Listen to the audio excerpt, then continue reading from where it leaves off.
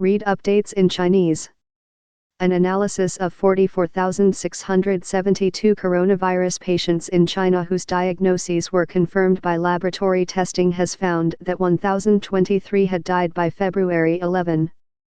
That's a fatality rate of 2.3%. Figures released on a daily basis suggest the rate has further increased in recent days. That is far higher than the mortality rate of the seasonal flu, with which the new coronavirus has sometimes been compared. In the United States, flu fatality rates hover around 0.1%. The new analysis was posted online by researchers at the Chinese Center for Disease Control and Prevention. Overall, about 81% of patients with confirmed diagnoses experienced mild illness, the researchers found. Nearly 14% had severe cases of COVID-19, the disease caused by the new coronavirus, and about 5% had critical illness. 30% of those who died were in their 60s, 30% were in their 70s, and 20% were age 80 or older. Though men and women were roughly equally represented among the confirmed cases, men made up nearly 64% of the deaths. Patients with underlying medical conditions, such as cardiovascular disease or diabetes, died at higher rates. Updated February 10, 2020. The fatality rate among patients in Hubei province, the center of China's outbreak, was more than 7 times higher than that of other provinces. China on Tuesday announced new figures for the outbreak. The number of cases was put at 72,436, up from 70,548 the day before, and the death toll now stands at 1,868, up from 1,770, the authorities said. The virus has infected more than 73,200 people in China and 25 other countries. Transcript. Oh okay, this is a little strange. Alright, careful, nice and slow. This is really good. Be careful everyone as you come up the stairway. Well, we're exhausted, but we're on the plane and that's a good feeling.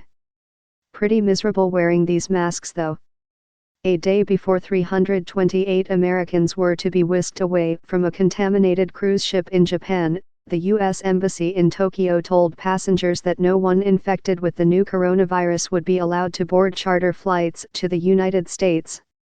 But those plans were hastily changed after the test results for 14 passengers came back positive just as they were being loaded onto buses and dispatched to the airport, where 2 reconfigured cargo jets were waiting to fly them to military bases in California and Texas. After consultations with health experts, the U.S. government decided to let the infected evacuees, who were not yet exhibiting symptoms, board the flights. The reversal was the latest chaotic turn in a 2-week quarantine of the ship, the Diamond Princess, that has become an epidemiological nightmare. When Cambodia's Prime Minister greeted passengers on a cruise ship amid a coronavirus scare on Valentine's Day, embraces were the order of the day. Protective masks were not. Not only did Prime Minister Hun Sen not wear one, assured that the ship was virus-free, his bodyguards ordered people who had donned masks to take them off.